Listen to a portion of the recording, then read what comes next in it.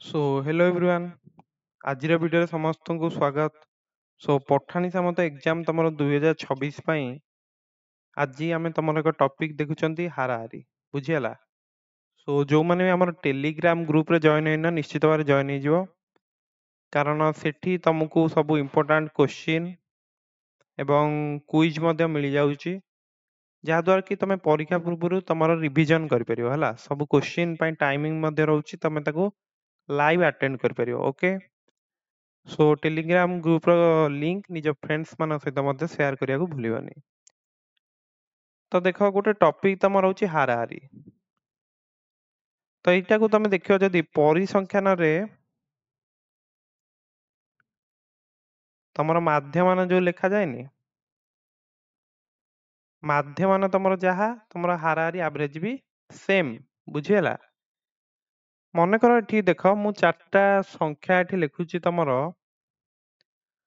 10, 15, 25 एवं 30 बुझी। तो ये जो संख्या गुड़िक मुझे सब लिखिली एगुड़िक आम कौन कहवा ना लब्धांक कहवा। ताहले ये जो संख्या गुड़िक तुम अच्छी यार जदि हाराहारी मु पचारि तुम कौन कर ना तुम प्रथम ये जो लब्धांक चार्टा को मिसेईदेव मिसेईदेल मिसेईदेला तुम देख जे केतेटा लब्धांक अच्छी तुम ये 1 2 3 4 चार्टा अच्छी तो 4 डिवाइड कल बुझी हो। तो ये तुम केते हो देख 10 15 25 25 50 30 80 80 बाई 4 तुम हो 20। ताहेले ये जो 20 तुम आसनी कि 20टा मु कौन कहबी ना मु कहीपर यहाँ हूँ तुम हाराहारी बुझीपार ए कथा। ताहेले हाराहारी जदि मु सूत्रटी लिखिबी ताहेले कौन लिखिबी मु लिखिबी लब्धांक मानकर समष्टि लब्धांक मानकर समष्टि तापर बाई चिन्ह दे दियो लब्धांक संख्या कथाटी बुझीपार तो तमर जेती लब्धांक देछि तार समष्टिटा ऊपर नब एवं केतेटा लब्धांक अछि सेटा तळे डिवाइड कर देले तुमको तमर लब्धांक मानकर हाराहारीटा मिली जिवो बुझी पारछ तो जदि तुम एमती किछि संख्या दउची ताहले तार हाराहारी वर्तमान तुम काढी देई परियो एती जाय क्लियर अछ। वर्तमान देखो आमे देखिया प्रॉपर्टीज ऑफ एवरेज बा हाराहारी रो धर्म। देख एक तथ्यावली हाराहारी सब कौन हम ना बड़ लब्धांक ठारू कौन हम सान रहिबो एवं तथ्यावली जो सान लब्धांकटी थिबो ता ठारू बड़ रहिबो।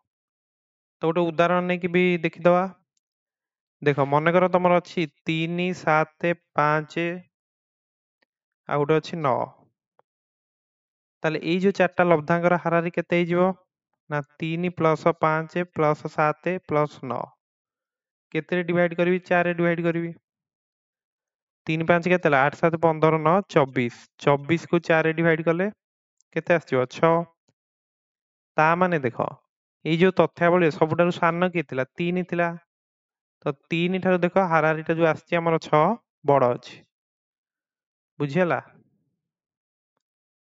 एटा सबुठु कोन 3टा सबुठारु सान लब्धांक थिला बड़ लब्धांक के 9 रहउनी कि ताले हाराहारी जो बाहर छी कोन तमर बड़ लब्धांक ठारु सान अछि सान लब्धांक ठारु बड़ अछि बुझी पारल कथा। जदि गोटे तथ्यावली केवल समान लब्धांक रही तेबे तथ्यावलीर हाराहारी सेही लब्धांक निजे हब। देख मन कर गोटे तथ्यावली केवल मु लिखी 5 5 3 थर 5 लिखाई एठी तमर हाराहारी केते हिजो तमर 5 ही रहइबो बुझियला। मन कर मु लिखी तमर 7 लिखी 5 थर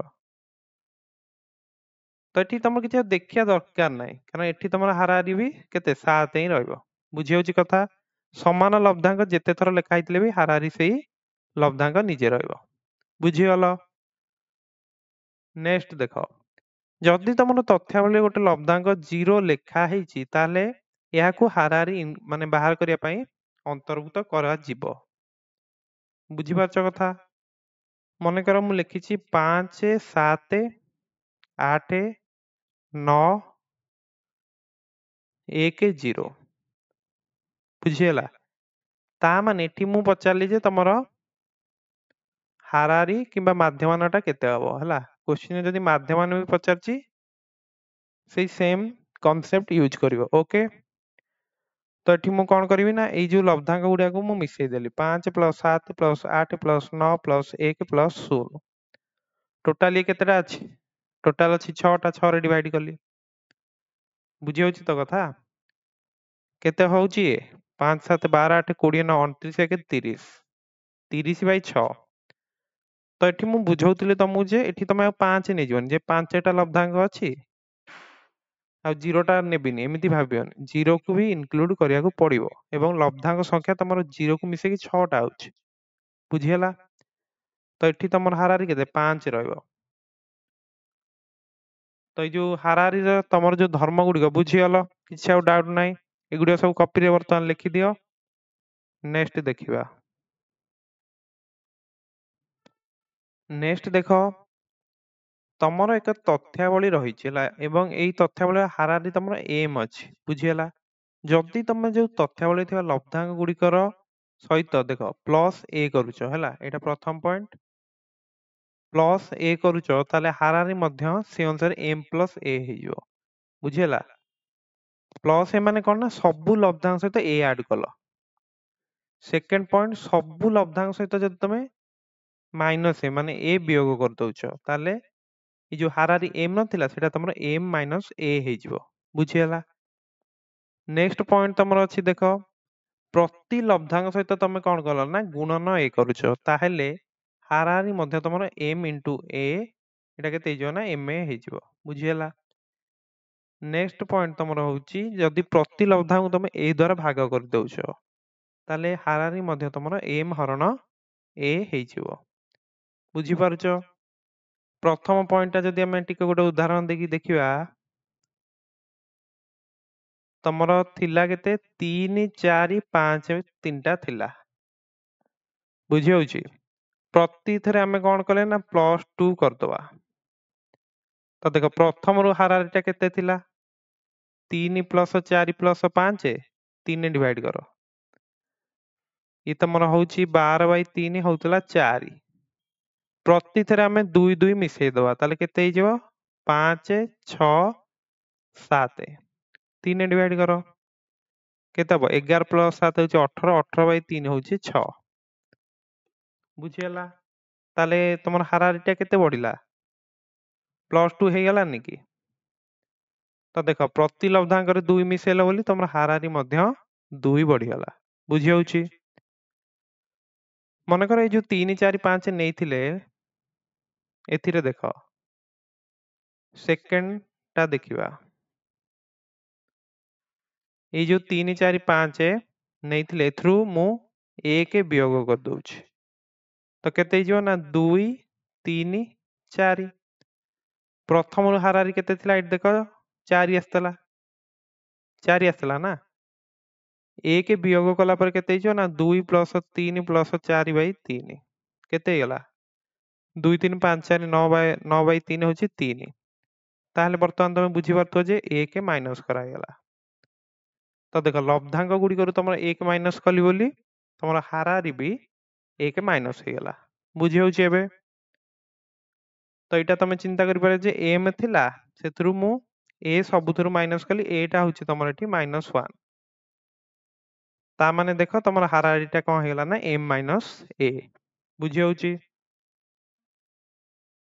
ନେକ୍ସଟ ଦେଖ, ତମର 3 4 5 ଥିଲା ଲବ୍ଧାଙ୍କ ଗୁଡିକ, ପ୍ରତିଥିରେ ମୁଁ ମଲ୍ଟିପ୍ଲାଏ କରିଦେଲି 5 ମାନେ ଇଣ୍ଟୁ କଲି a ଇଣ୍ଟୁ କଲି। ପୂର୍ବରୁ ହାରାହାରି କେତେ? 4 ଥିଲା, ନୁହେଁ କି? ତ ଏ ଯୋଉ ମୁଁ ଗୁଣନ କଲି, ତାହେଲେ ନୂଆ ଯୋଉ ହାରାହାରିଟା ତମର କେତେ ହବ ନା 4 × 5 20 ହେଇଯିବ। ବୁଝି ହଉଛି? ଡାଇରେକ୍ଟ ଏଇଟା କରିବ, କିମ୍ବା ତମେ ଦେଖ ମାନେ 5 ଗୁଣନ କରି ଦେଖୁନ କେତେ ହବ? 15 20 25 ଏଇ ତିନିଟା ଆସିବ। 5 ରେ ଡିଭାଇଡ କରିଦଉନ, ତମର ଏ କେତେ 35 25 କେତେ 60 ନୁହେଁ କି? ତ ଏଇଠି ମୁଁ ଟିକେ ରଙ୍ଗ ଲେଖିଦେଲି। ତମର ଲବ୍ଧାଙ୍କ କେତେ 3ଟା ନା, ଲବ୍ଧାଙ୍କ ତ 3ଟା, ତାହେଲେ 60/3 କେତେ ହେଲା 20। ତ ଦେଖ ପୂର୍ବରୁ ଆଭରେଜ ତମର କେତେ ଥିଲା 4 ଥିଲା, ବର୍ତ୍ତମାନ ହେଇଯାଉଛି 20। ତ ତମର କେତେ m ଗୁଣନ a ହେଲାନି କି? ବୁଝି ହଉଛି? ନେକ୍ସଟ ତମର ଥିଲା a ଦ୍ୱାରା ଡିଭାଇଡ କରିବା ନୁହେଁ କି? ତ ମୁଁ 3ଟା ନେଇଯାଉଛି ତମର 6 8 10। ତ ଏଠି ତମର ଫାଷ୍ଟ ହାରାହାରିଟା କେତେ ହଉଛି 6 + 8 + 10। ଗୋଟେ କାମ କରୁଛି, ଏଟା 12 କରିଦଉଛି ହେଲା, ଏଟା 12 କରିଦଉଛି।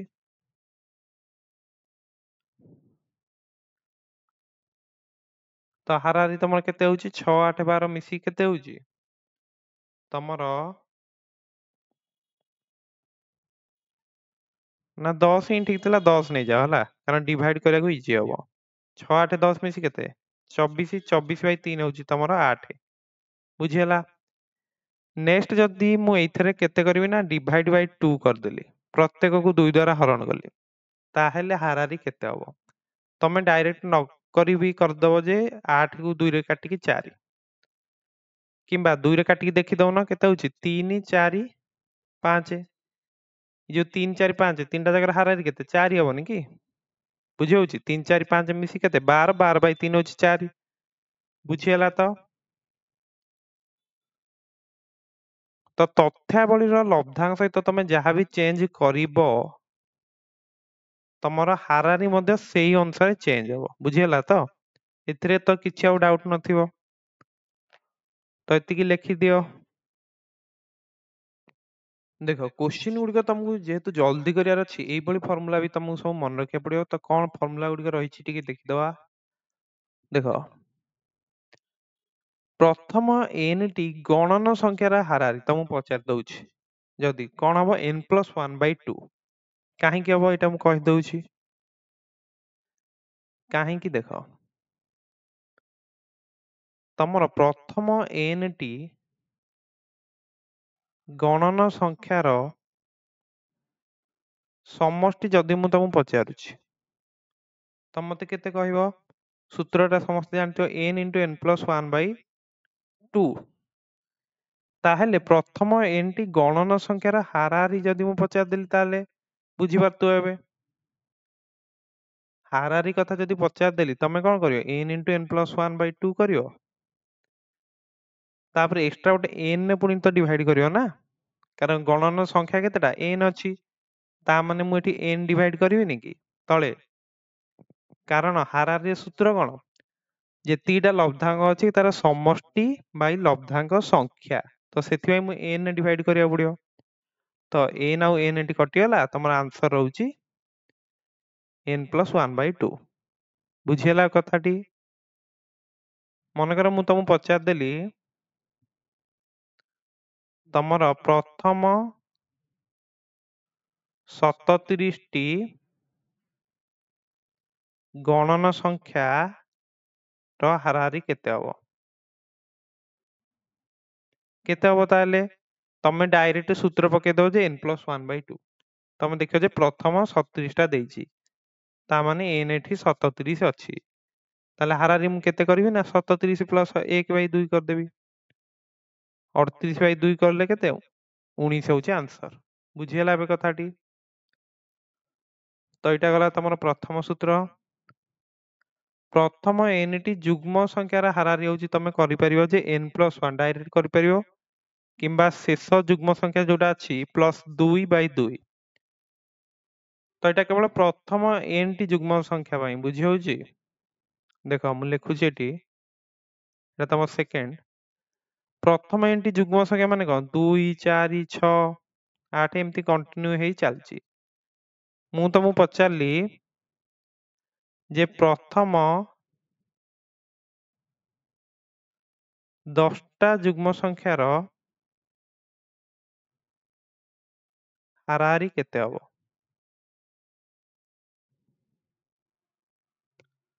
ବୁଝି ହଉଛି? ସୂତ୍ର କଣ ଅଛି ତମର ନା n+1 କରିପାରିବ, କିମ୍ବା शेष जुग्म संख्या प्लस 2/2 करदब। तो सूत्रटा तुम आउ गोटे भी अच्छी जे प्रथम n टी जुग्म संख्यार समष्टि। प्रथम n टी जुग्म संख्यार समष्टिर सूत्र कौन पिला ना n इंटू n प्लस 1। तो जदि मु तुम प्रथम n टी जुग्म संख्यार हाराहारी पचार देबी तमे कौन करिवो ये जो n इंटू n प्लस 1 अच्छी से n डिवाइड करदब ना तो से तुम n कटिकी n प्लस 1 आसो। तो प्रथम 10टा जुग्म संख्यार हाराहारी डायरेक्ट सूत्र पकई कर कौन कर ना n प्लस 1 माने कौन 10 प्लस 1 हूँ 11 बुझीगला।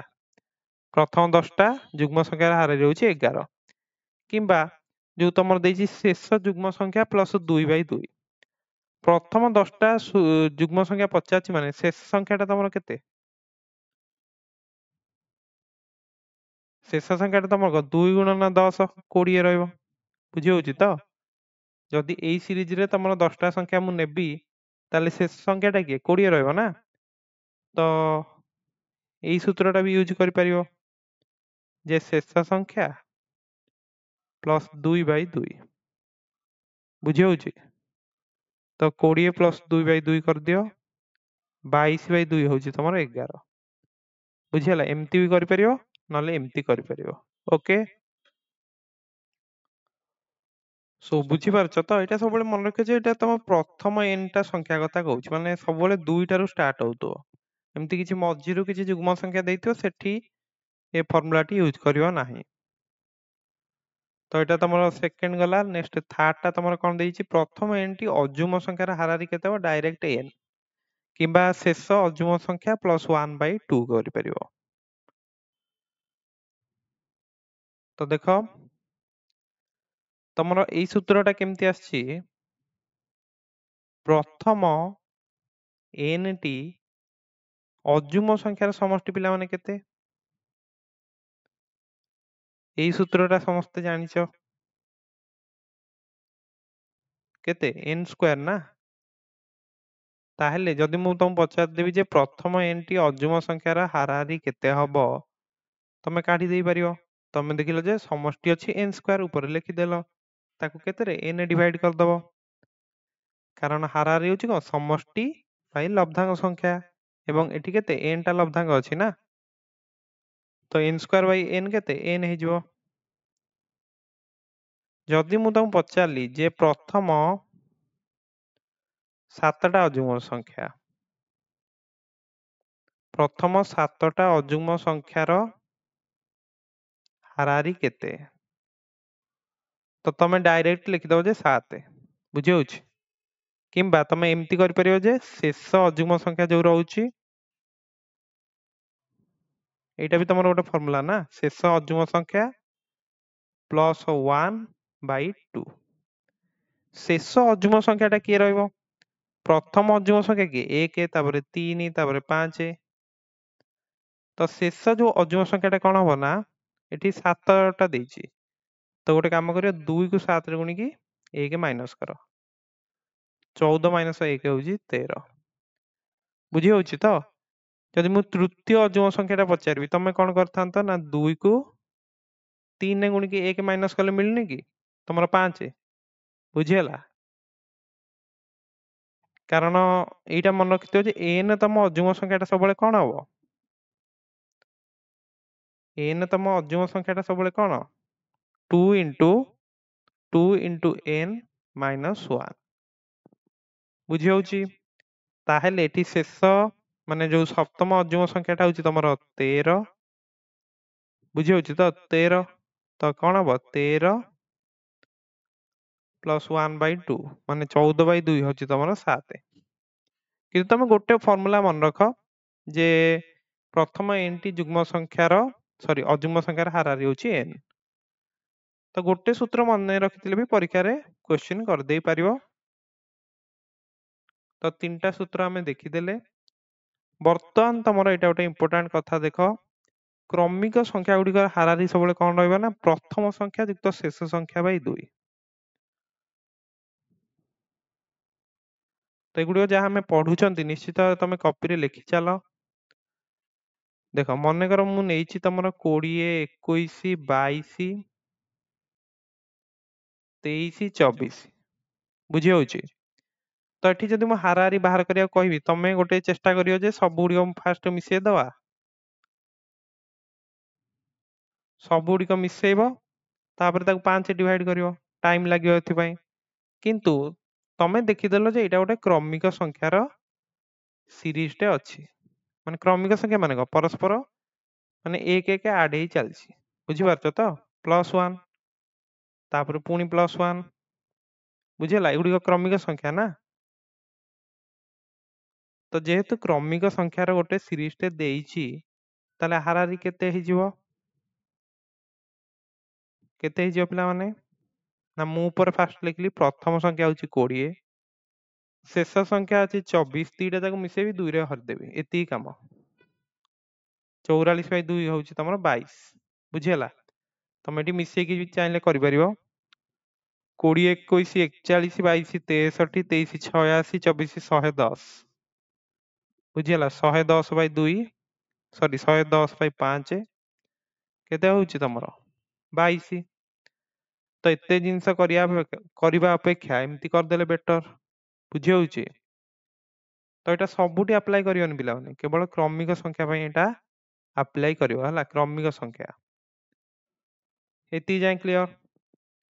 नेक्स्ट देखो प्रथम एनटी संख्यार वर्गर हाराहारी केते रहइबो ना n+1 * 2n+1/6 तो एगुड़िक तुम माने जेतु तुम टी एडवांस कांसेप्ट रो क्वेश्चन आसी सब फार्मूला मु इंक्लूड कर देइछि तमे मन रखि दबो हला किछि इजी रहउछि सब मन रहि जिवो। कारण देख प्रथम एनटी संख्या जो रहुछि तार वर्गर समष्टि पिला माने कोन ना n * n+1 * 2n+1/6 एटा होछि तमरो प्रथम एनटी संख्यार वर्गर समष्टि। जदि मु तुम हाराहारी कथा पचार देबी जे हाराहारी केते हबो ताले तुम कोन करिवो n * n+1 * 2n+1/6 कलो ताको पुनी n ने डिवाइड करियोन कि बुझी होछि कारण n टी संख्या तमर अछि तो n आउ n एठी कोन ला कटि गला ता माने हाराहारी आसीगला n+1 * 2n+1/6 बुझी होछि। जदि मु एठी तुम क्वेश्चन ने देई देबी प्रथम 8टी संख्यार वर्गर हाराहारी केते हबो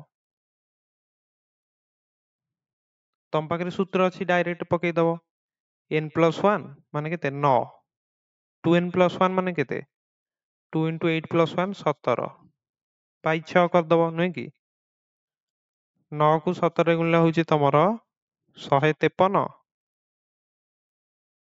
9 को 17 रे गुणले केते 153/6 तो एटा तमरो केते होछि ना 20 केते होछि एटा तमरो 25.5 नै कि 25.5 होछि बुझियला एमती डायरेक्ट तमे काढी देई पारिबो। नेक्स्ट देखो प्रथम एनटी संख्यार घनर हाराहारी केते हबो तो घनर हाराहारी होछि तमरो n * n+1² / 4 देखो प्रथम एनटी संख्यार घनर समष्टि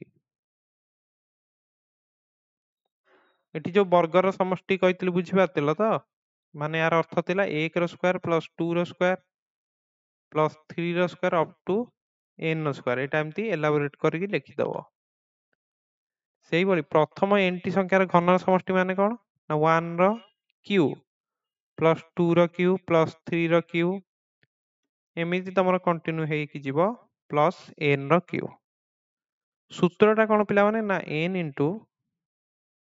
n+1/2 रो होल स्क्वायर एटा तमे भांगी भी लिखि परियो तमरो n रो स्क्वायर * n+1 रो स्क्वायर ବୁଝି ହଉଛି ତଳେ 2 ର ସ୍କୋୟାର ଟା କେତେ 4। ତ ଏଇ ସୂତ୍ରଟା ସମସ୍ତେ ମନେ ରଖିଥିବ ଯେ ପ୍ରଥମ n ଟି ସଂଖ୍ୟାର ଘନର ସମଷ୍ଟି ହେଉଛି n square into n plus 1 ର ସ୍କୋୟାର ବାଇ 4। ବୁଝିହେଲା? ତାହେଲେ ଯଦି ମୁଁ ଏଠି ତମର କଣ ପଚାରିଦେବି ଯେ ହାରାହାରି କେତେ ହବ, ତାହେଲେ ହାରାହାରି ତମର କେତେ ହେଇଯିବ ନା n square into n plus 1 ର square Bai 4 divided by n। ତ ଏଇ n ଟାକୁ ଯଦି ମୁଁ n ସ୍କୋୟାର କାଟିଦେବି କେତେ n ହେଇଯିବନି କି? ତ ଏଇଥିରୁ ହିଁ ତମର ସୂତ୍ରଟା ଆସିଛି ଯେ n ইনটু n ପ୍ଲସ୍ 1 ର ସ୍କୋୟାର ବାଇ 4 এই ସୂତ୍ରଟା ତମର ଆସିଛି। ବୁଝିହେଲା ତ? ତ ଗୋଟେ ଏଇ ସୂତ୍ରଟା ଯଦି ସମଷ୍ଟିର ସୂତ୍ରଟା ମନେ ରଖିଥିବ ହାରାହାରି ଆରାମସେ କାଟି ଦେଇ ପାରିବ। ତ ଦେଖ ମନେକର ମୁଁ ତମକୁ ଗୋଟେ କ୍ୱେଶ୍ଚିନ୍ ଦେଲି ଯେ ପ୍ରଥମ 8ଟି ସଂଖ୍ୟାର ଘନର ହାରାହାରି କେତେ ହବ? ତାହେଲେ ତମେ କଣ କରିବ ନା ତମର ଏଠି ଦେଖ n ଜାଗାରେ ତମର 8 ଅଛି। ବୁଝିହେଲା? ତାହେଲେ ତମେ କଣ କରିବ ସୂତ୍ରଟା ଜାଣିଛ ଯେ ଏଇଟା ତମର ସୂତ୍ର, ସରି ଏଇଟା ହଉଛି ସୂତ୍ର। ତ ତମେ ଲେଖିଲ 8 n ପ୍ଲସ୍ 1 କେତେ 9 ହବ। ତ 8 ଇንଟୁ 9 ର ସ୍କୋୟାର ତଳେ ହଉଛି 4। ତ 4 ଟା 8 ରେ କାଟିଲେ କେତେ 2 ହବ। ତ 2 ଇንଟୁ 9 ର ସ୍କୋୟାର। ତ 2 ଇନ୍ଟୁ 9 ର ସ୍କୋୟାର କେତେ 81। ତ ଏଇଟା ହେଇଯିବ 162। ବୁଝିହେଲା ତ? କିଛି ଆଉ ଡାଉଟ୍ ନଥିବ ତମର ଏଥିରେ। ତ ଫର୍ମୁଲା ଯଦି ମନେ ରଖିଛ ସବୁ କ୍ୱେଶ୍ଚିନ୍ ଆରାମସେ ହେଇଯିବ। ନେକ୍ସଟ ତମର ଦେଖ ଏକ ସଂଖ୍ୟାର ପ୍ରଥମ n ଟି ଗୁଣିତକର ହାରାହାରି କେତେ ହବ? ସଂଖ୍ୟା ଗୁଣନ n ପ୍ଲସ୍ 1 ବାଇ 2। ତ ଏଇଟା ତମର ଗୋଟେ ଇମ୍ପୋର୍ଟାଣ୍ଟ ଫର୍ମୁଲା, ନିଶ୍ଚିତ ଏଇଟା ମନେ ରଖିବ। ସବୁଗୁଡ଼ିକ ହିଁ ମନେ ରଖିବ ହେଲା। ତମର ଏଇଟା ବି ମୁଁ ତମକୁ କହିଦଉଛି। ଏଠି ଦେଖ ଯଦି ମୁଁ ତମକୁ ପଚାରିଦେଲି 2 ର ପ୍ରଥମ 5ଟି ଗୁଣିତକର ହାରାହାରି କେତେ ହବ? ବୁଝିପାରୁଛ? କେମିତି କରିବା? ତମର ସୂତ୍ରଟା କଣ ନା ସଂଖ୍ୟା ଗୁଣନ n ପ୍ଲସ୍ 1 ବାଇ 2 କରିବ। ସଂଖ୍ୟା ମାନେ ଯୋଉ ସଂଖ୍ୟାର ପଚାରିଛି, ତ ଏଠି 2 ର ପଚାରିଛି 2 ଲେଖିଦେଲି। n ଜାଗାରେ ପ୍ରଥମ ଯେତିକି ପଚାରିଛି ମନେକର ଏଠି n ଜାଗାରେ କେତେ 5 ଅଛି ନା, n ପ୍ଲସ୍ 1 କରିବ ହେଲା 5 ପ୍ଲସ୍ 1 ତଳେ ହଉଛି ତମର 2। ତାହେଲେ ଏଇଟା କେତେ ହେଇଯିବ ନା 2 ଗୁଣନ 6 ବାଇ 2। ତ 12 ବାଇ 2 ହଉଛି ତମର 6। ତମେ ଚାହିଁଲେ ଦେଖ ପ୍ରଥମ 5ଟା ଗୁଣିତକ 2 ର କିଏ ହବ? ତମର ରହିବ 2 4 6 8 10 ନୁହେଁ କି? ପ୍ରଥମ 5ଟା ଗୁଣିତକ ମାନେ କଣ? ତମର ପ୍ରଥମ ଗୁଣିତକଟା କିଏ 2 ଇନ୍ଟୁ 1, ଦ୍ୱିତୀୟଟା ହଉଛି କେତେ 2 ଇନ୍ଟୁ 2। ଏମିତି ହେଇକି ତମର ପ୍ରଥମ 5ଟା ଗୁଣିତକ ହଉଛି 2 4 6 8 10। ତ ମିଶେଇ ଦିଅ ପ୍ରଥମ 5ଟା କେତେ ହଉଛି 2 4 6 6 12 8 20 10 30। 5 ଡିଭାଇଡ କରିଦିଅ କାରଣ ଲବ୍ଧାଙ୍କ 5ଟା ନା। ତ 30 ବାଇ 5 ହଉଛି ତମର 6। ସେମ୍ ହଉଛି ପିଲାମାନେ। ତ ଯଦି ବହୁତ ବଡ ସଂଖ୍ୟା ଦଉଛି ଏମିତି କରିଦବ। ତ ଦେଖ ଏଇଭଳି ଫର୍ମୁଲା ୟୁଜ କରିକି ତମେ ଏଇଭଳି କ୍ୱେଶ୍ଚିନ୍ ଆରାମସେ କରିଦେଇ ପାରିବ। ଏଗୁଡ଼ିକ ସମସ୍ତେ ଲେଖି ଦେଇଥିବ। ଏବଂ ଏଠି ତମର ଯୋଉ ଦେଖ କ୍ରମିକ ସଂଖ୍ୟା ଗୁଡ଼ିକର ହାରାହାରି, ଏଠି ତମର ଯଦି ତମର ଯୋଉ ପାର୍ଥକ୍ୟଟା ଯଦି ସମାନ ରହୁଛି ଏଇ ଫର୍ମୁଲାଟି ୟୁଜ କରିଦେଇ ପାରିବ। ଏଇଟା ବି ତମର ମନେ ରଖ, ପାର୍ଥକ୍ୟ ଯଦି ସମାନ ରହୁଛି। କ୍ରମିକ ସଂଖ୍ୟା ପାଇଁ ତ ୟୁଜ କରିପାରିବ। ମନେକର ତମର ଅଛି ଦେଖ ତମର ଅଛି 2 ତାପରେ 5 ତାପରେ 8 ତାପରେ ଅଛି 11 14 ଏମିତି ଗୋଟେ ସିରିଜଟେ ଦେଇଛି। ତମେ ଦେଖିଲ ଯେ ଏଠି ତମର ପାର୍ଥକ୍ୟ କେତେ କେତେ ଅଛି ନା ପାର୍ଥକ୍ୟଟା ତମର 3 3 ବଢି ଚାଲିଛି ନୁହେଁ କି? 2 ରେ 3 ମିଶିଲେ 5 5 ରେ 3 ମିଶିଲେ 8 8 ରେ 3 ମିଶିଲେ 11 11 ରେ 3 ମିଶିଲେ 14। ତ ଯୋଉଠି ତମର ପାର୍ଥକ୍ୟଟା ସମାନ ଥିବ ସେଠି ତମେ ଏଇ ଫର୍ମୁଲାଟି ୟୁଜ କରିଦବ ହେଲା। ପ୍ରଥମ ସଂଖ୍ୟା ଅଛି 2, ଶେଷ ସଂଖ୍ୟା ଅଛି 14, ତାକୁ 2 ରେ ଡିଭାଇଡ କର। 16 ବାଇ 2 ହଉଛି ତମର 8। ତ ମିଶେଇକି ଚାହିଁଲେ ଦେଖିପାରିବ ଦେଖ 2 5 7 8 15 11 26 14 40। 40/5 ଗଲେ ମଧ୍ୟ ତମର 8 ଆସୁଛି। ବୁଝିହେଲା? ତ ଯୋଉଠି ପାର୍ଥକ୍ୟ ସମାନ୍ତର ୟୁଜ୍ କରିପାରିବ, କାରଣ ସେଇଟା ବି ତମର କ୍ରମିକ ସଂଖ୍ୟା ଭଳି ରହିବ। ବୁଝିହେଲା? ସୋ ଦେଖ, ସବୁ ଫର୍ମୁଲା ଗୁଡ଼ିକ ଆଲୋଚନା କଲେ। ହାରାହାରିର ଧର୍ମ, ହାରାହାରି କ'ଣ, ସବୁ ପୁରା ବେସିକ୍‌ରୁ ସବୁ ଜିନିଷ ଦେଖିଲେ। ସୋ ମୁଁ ଆଶା କରୁଛି ପ୍ରତ୍ୟେକଟି କନସେପ୍ଟ ତମେ ବର୍ତ୍ତମାନ ବୁଝି ଯାଇଥିବ। ତ ଏହାକୁ ବେସ୍ କରି ତମର କିଛି ଯୋଉ କ୍ୱେଶ୍ଚିନ୍ ରହୁଛି ସେଇଟା ତମକୁ ଟେଲିଗ୍ରାମ ଗ୍ରୁପରେ ମିଳିଯିବ। ହେଲା, ଆଭରେଜର ଗୋଟେ ୱାର୍କସିଟ୍ ତମକୁ ଟେଲିଗ୍ରାମ ଗ୍ରୁପରେ ମିଳିବ। ସୋ ସେଇଟା ତମେ ସଲ୍ଭ କରିକି ଏଠି କମେଣ୍ଟ କରିପାରିବ, କିମ୍ବା ସମସ୍ତେ ଟେଲିଗ୍ରାମ ଗ୍ରୁପରେ ଜଏନ୍ ହେଇଯାଅ, ସେଇଠି ଯାଇକି ପ୍ରାକ୍ଟିସ୍ କର। ହେଲା, ସୋ ଏଇଭଳି ୱାର୍କସିଟ୍ ତମକୁ ଗ୍ରୁପରେ ମିଳିଯିବ। ନିଶ୍ଚିତ ଯାଇକି ସମସ୍ତେ ପ୍ରାକ୍ଟିସ୍ କର। ଏଇ ଯୋଉ କ୍ୱେଶ୍ଚିନ୍ ଗୁଡ଼ିକ ଅଛି ତାର ଆନ୍ସର ତମେ ଆମର ଏଇ ଚ୍ୟାନେଲରେ କମେଣ୍ଟ କର, କିମ୍ବା ମୁଁ ସମସ୍ତଙ୍କୁ କହୁଛି ଯେ ତମେ ଯାଇକି ଟେଲିଗ୍ରାମ ଗ୍ରୁପରେ ଜଏନ୍ ହେଇଯିବ ଏବଂ ଆନ୍ସର କରିବ। Okay, show ଦେଖିପାରିଲ। ସୋ ମୁଁ ଆଶା କରୁଛି ସମସ୍ତେ ଭିଡ଼ିଓରେ ଆଜି ଆମେ ଯାହା ବି ଆଲୋଚନା କଲେ ବୁଝିପାରିଥିବ ଏବଂ ତୁମର କିଛି ଡାଉଟ୍ ନଥିବ। ଯଦି କିଛି ଡାଉଟ୍ ଅଛି ତମେ କମେଣ୍ଟ କର ଏବଂ ଟେଲିଗ୍ରାମ ଗ୍ରୁପରେ ଜଏନ୍ ହେବାକୁ ଭୁଲିବନି। ଏବଂ ଯେହେତୁ ତମେ ଧୈର୍ଯ୍ୟ ସହକାରେ ଭିଡ଼ିଓଟି ଦେଖିଛ, ସମସ୍ତଙ୍କୁ best of luck. Pathani Samanta exam ଦେବାକୁ ଯାଉଛ, ସବୁ କନସେପ୍ଟ ପ୍ରିପେୟାର କର ଏବଂ ଯାହା ବି ସବୁ କିଛି ଫର୍ମୁଲା ଅଛି ତାକୁ ମନେ ରଖିଦିଅ। ସୋ ଦୀପାବଳି ଅବସରରେ ସମସ୍ତଙ୍କୁ ଦୀପାବଳି ପାଇଁ ଶୁଭକାମନା। ସୋ ଆମେ ଦେଖା ହେବା ନେକ୍ସଟ ଭିଡ଼ିଓରେ। ଭିଡ଼ିଓକୁ ନିଜର ସାଙ୍ଗସାଥି ମାନଙ୍କ ସହିତ ସେୟାର କରିବାକୁ ଭୁଲିବନି। Show thank you.